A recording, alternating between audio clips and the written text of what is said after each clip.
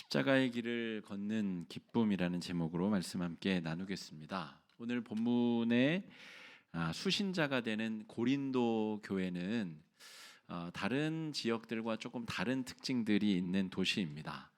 사람들도 많이 모이고 또 재물도 또 문화와 종교들이 다 모여가지고 마치 용광로처럼 들끓는 도시가 바로 고린도라고 하는 도시였습니다. 왜 다른 여러 도시들도 있는데 왜 고린도는 이런 특징들이 있었는가?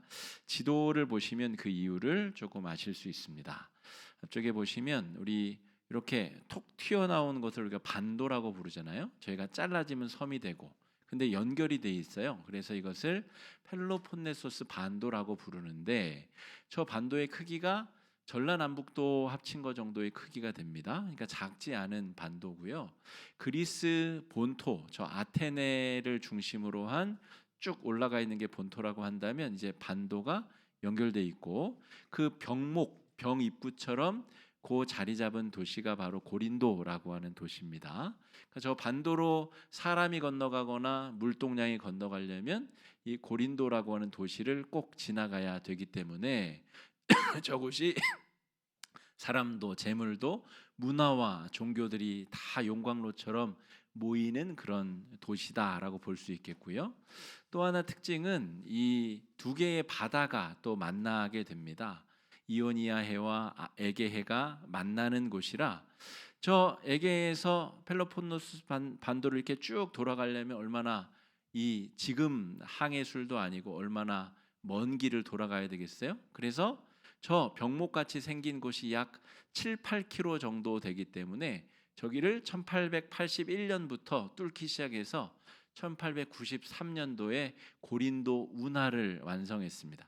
그러니까 그 당시에는 저 정도 너비만 파도 충분했는데 지금은 배들이 워낙 커져가지고 저기를 많이 다니지는 못하지만 지금도 배들이 오가면서 물동량이 이동하고 무역항으로서 아주 중요한 기능을 감당하는 곳이 바로 고린도라고 하는 도시입니다. 그러니까 바울이 이 고린도라고 하는 도시에 들어가서 복음을 전하고 이제 교회를 세운 거죠.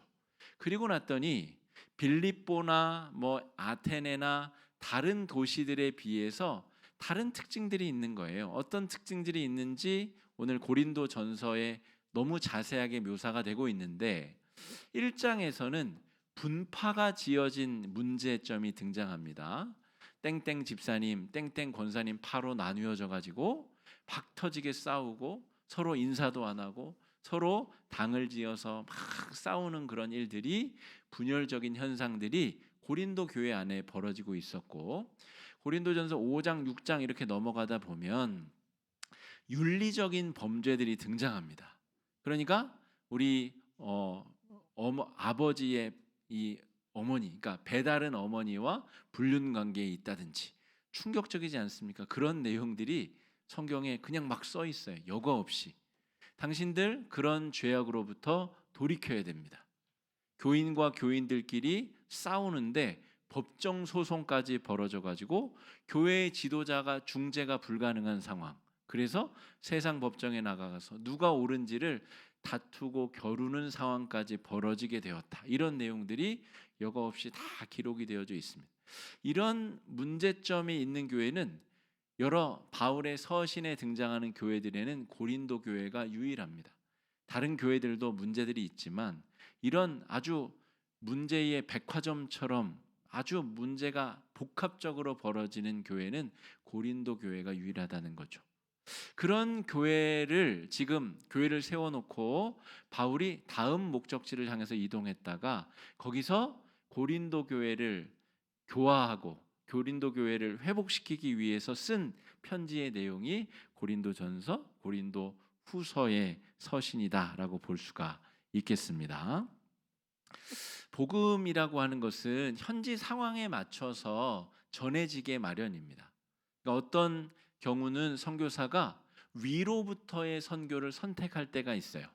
그래서 우리 한국에 들어온 선교사 중에서도 고종의 주치의가 되어서 재중원을 설립한 그런 의료 선교사는 왕과 더불어 친해지고 또 그 왕궁의 대신들과 친해져서 위의 고관 대작들에게 예수의 복음을 전하고 그들로 통하여서 조선 땅이 변화되기를 바랬었던 그런 선교사도 있고, 또 어떤 선교사는 아주 낮은 그냥 구석구석 시골 구석구석에 들어가서 교회를 세우고 정말 복음을 아주 낮은 사람들에게 전하는 아래로부터의 선교를 진행한 사람들도 있습니다.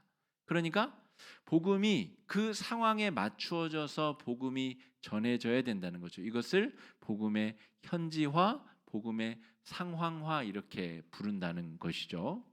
우리 캄보디아의 이기원 선교사님도 우리 빈민들을 찾아가서 그 가운데 건물을 짓고 밥을 나눠주는 일을 시작하잖아요. 당장 먹을 게 없는 아이들에게 밥을 전해주는 것이 곧 복음이고, 그 밥이 어느 정도 이제 익숙하게 전해지자 교육 활동을 시작하고, 이게 그 상황에 맞게 복음을 증거하는 전도자들의 방법이라는 거죠. 그러면 이 고린도라고 하는 도시, 그러니까 사람도 모이고 재물도 모이고 아주 유명한 철학자들도 모여서 학문적으로나 종교적으로나 문화적으로나, 지금 우리 시대로 따지자면 뉴욕이나 파리나 런던 같은 도시를 상상하면 됩니다. 그 정도로 활기가 있고 그 정도로 에너지가 모이는 도시인데, 그 도시에 교회를 세워놨더니 교회 안에 고린도 도시의 문제가 고스란히 들어와 있었다는 거예요. 그 문제를 해결하기 위해서 편지를 썼는데, 여러분 같으면 어떤 태도, 어떤 마음으로 그 문제에 대한 해결책을 제시하겠느냐라고 하는 것입니다.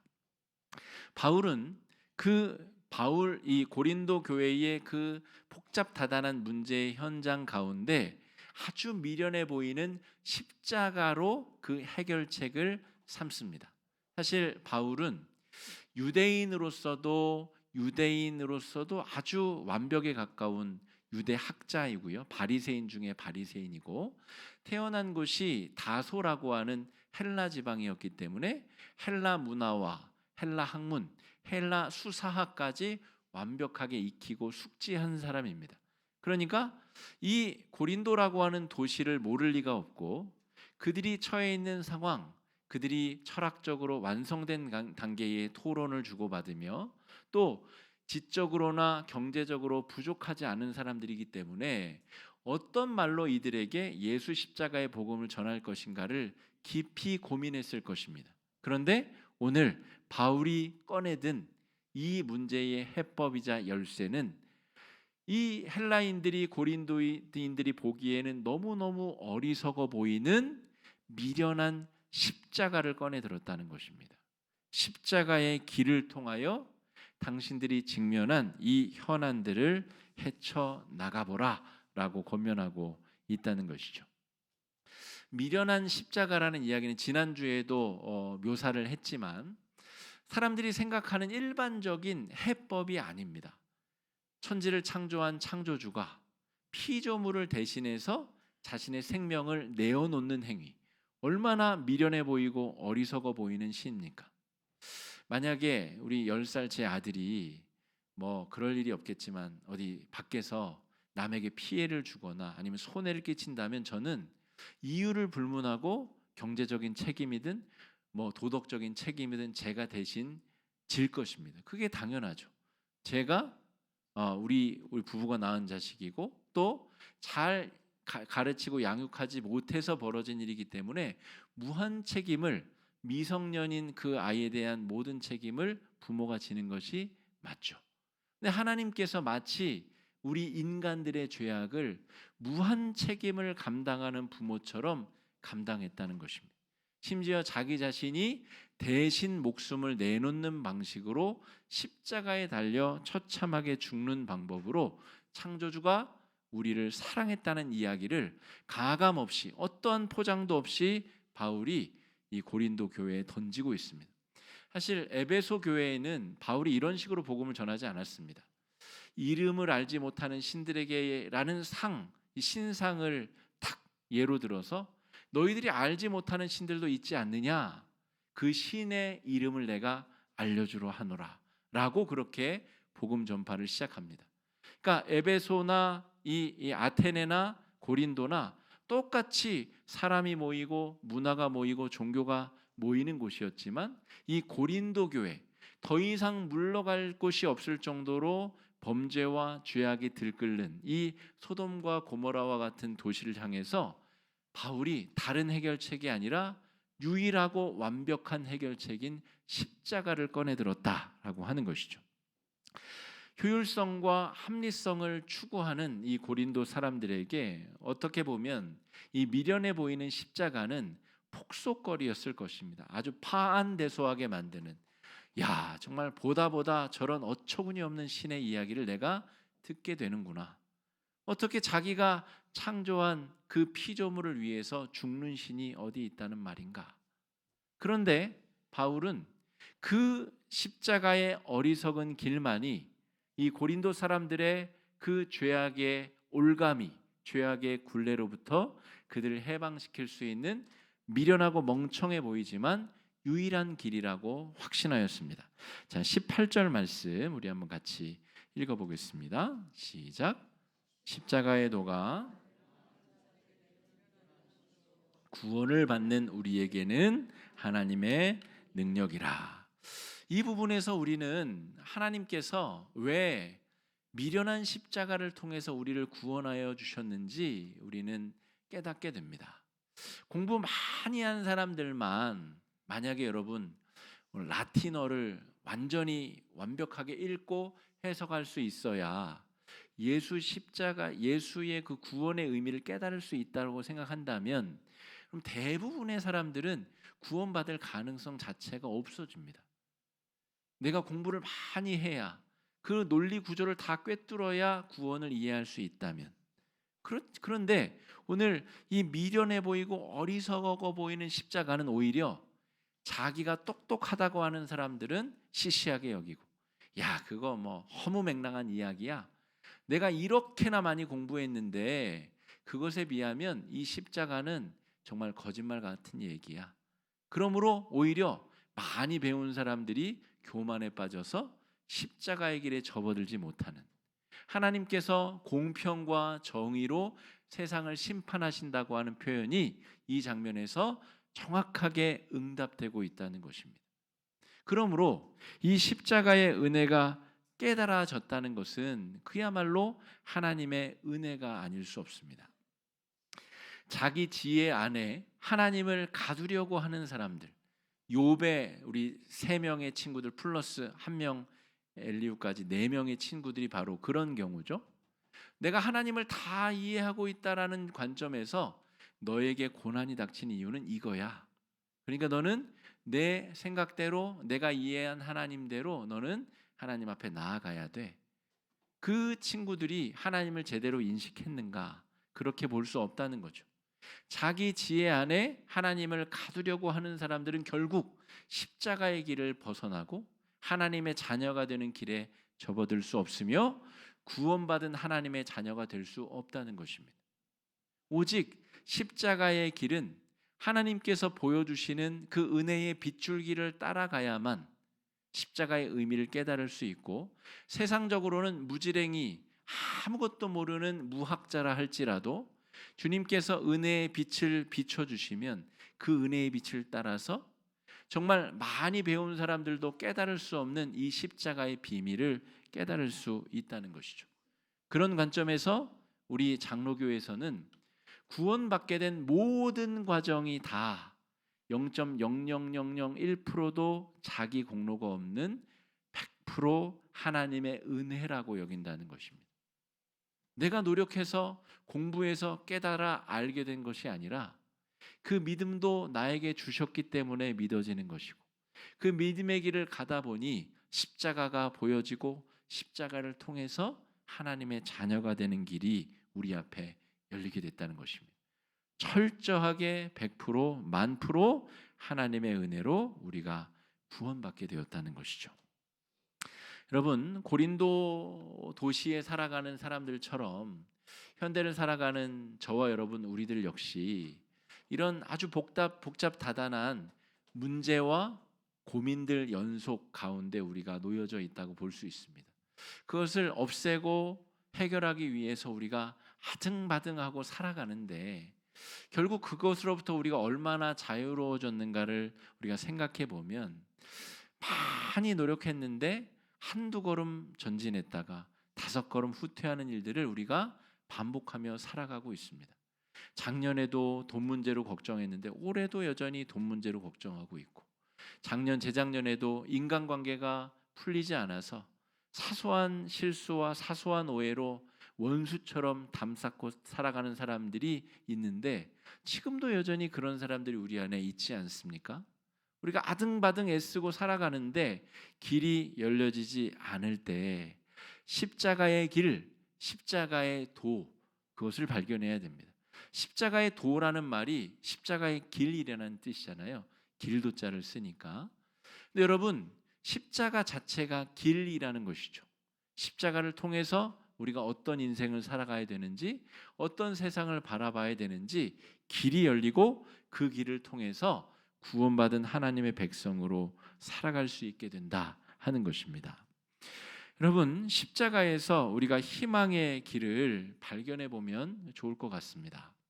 여러분, 이 세상에는 다양한 길이 있다고 합니다. 요즘에는 초등학생들도 주식 투자를 공부하고 어떤 코인이 유망한지 그런 공부도 하고 그런다 그러죠. 근데 아이들은 뭐 주식 투자나 자기가 잘 먹고 잘 살 수 있는 길들을 알아내고 뚫어내고 있는 중입니다. 그런데 그것이 정말 우리를 정말 영혼의 구원의 길과 삶의 평안의 길로 인도할 것인가? 그 길이 과연 맞는가? 한번 이 십자가의 길 앞에서 우리가 성찰해보고 찾아봐야 된다는 것이죠. 우리가 아등바등 애쓰고 노력하는데도 길이 열리지 않는다면 우리가 십자가 안에서 새로운 길을 발견해야 됩니다. 십자가 없이도 길이 뻥뻥 열리면 굳이 미련해 보이는 십자가의 길을 걸어갈 이유가 뭐가 있겠습니까? 그런데 우리 부모들은 자녀를 양육하다 보면 도무지 이 방법 저 방법으로도 해결되지 아니하는 막다른 길을 직면할 때가 있고, 또 우리 인생의 길에도 사업을 하다가 직장 생활하다가 인간관계 중에 건강에 있어서도 자기의 노력으로 절대 뚫어낼 수 없는 그 길의 문제에 직면하게 될 때가 있다는 거죠. 여러분, 그때에는 목사든 어떤 직분자든 아무 상관없이 그 모든 관심과 초점을 한 군데로 모아야 되는데 십자가의 길에 모든 관심과 초점을 모아야 됩니다. 그 십자가 안에서 우리는 생명의 길을 열 수 있어야 됩니다. 우리 선교지에 계신 선교사님들이나 목회자들이나 사실은 미래를 보장받지 못하고 그냥 지금 여기를 살아가는 사람들입니다. 뭐 무슨 미래를 위한 투자를 하는 것도 아니고 그냥 하루하루를 성실하게 사는 거죠. 그런데 그렇게 살면서도 뭐 극심한 불안과 공포에 시달리지 않는 이유는 우리가 십자가 안에서 이 세상이 100년 남짓 살아가는 이 세상이 그냥 끝이 아니라는 것을 확실히 믿기 때문입니다. 우리가 저 천국에서의 삶을 믿고 하나님께서 하나님을 위해서 헌신한 사람들을 어떻게 대우해 주시는지를 믿기 때문에 그 믿음 가지고 그냥 가는 거죠. 그런 믿음이 없으면 어떻게 불안해서 미래에 대한 걱정으로 하루하루를 삽니까? 그런데 그 믿음 주시니까 그 믿음 가지고 또 그냥 앞으로 나아가는 것입니다. 여러분, 우리 인생에 이 십자가의 길이 정말 중요한 인생의 좌표가 되고 항적이 된다는 사실을 분명히 기억하는 사순절 기간이 되시기를 바랍니다. 자녀들이 인생의 길에서 길을 놓쳐버리고 잃어버리면 막 잘못된 생각도 하고 이상한 생각도 하고, 그때에 십자가의 길을 여러분이 미리 걸어가고 있는 우리 부모들이 십자가의 길을 알려줄 수 있어야 됩니다. 예수 안에서 인생에 놓쳐버린 길을 발견할 수 있는 길을 열어줘야 된다는 거죠. 제가 좋아하는 파울로 코엘료라고 하는 이 브라질 작가가 있는데요. 이 작가가 80년대에 쓴 책이에요. 연금술사라고 하는 소설인데요. 내용은 뭐 별게 없습니다. 스페인의 한 양치기 목동이 연금술에 대한 어떤 그 비밀을 발견하고자, 저 그림에 보면 이 피라밋이 보이잖아요. 스페인에서부터 이집트까지 걸어가는 이 여정입니다.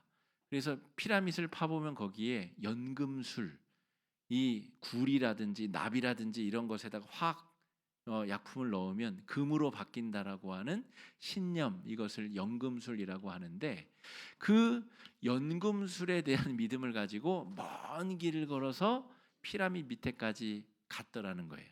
가는 중에 여러 가지 사건도 겪고 뭐 그러는 내용이 나오는데요. 결국 가서 연금술의 비밀 주문을 찾아내느냐? 못 찾아냅니다. 피라밋을 파봤는데 없더라는 거예요. 그래서 거기서 깨닫게 된 것이 무엇이냐면, 이 스페인에 내가 양치던 그 자리에 오히려 연금술보다 더 귀한 비밀이 숨겨져 있다는 것을 이 목동이 깨닫게 됩니다. 스페인에서 피라미드까지 간 목동이 연금술보다 더 값진 지혜를 발견하게 된다는 내용이 저 소설의 줄거리이자 내용이에요. 자, 이런 문구가 등장합니다. 그대 마음에 있는 곳에 그대의 보물이 있다는 것을 잊지 말게나. 이 말이 무슨 말이냐면, 저 책의 주제는 어디 연금술이 저 멀리 수백 킬로 떨어진 피라미드 아래 묻혀져 있는 것이 아니라, 내가 양치는 그 삶의 자리에, 삶의 그 비루한 삶의 자리가 금덩이로 바뀌고 감사의 고백으로 바뀌고 천국으로 변하는 비밀이 네 삶의 자리에 지금 거기에 있다는 거예요.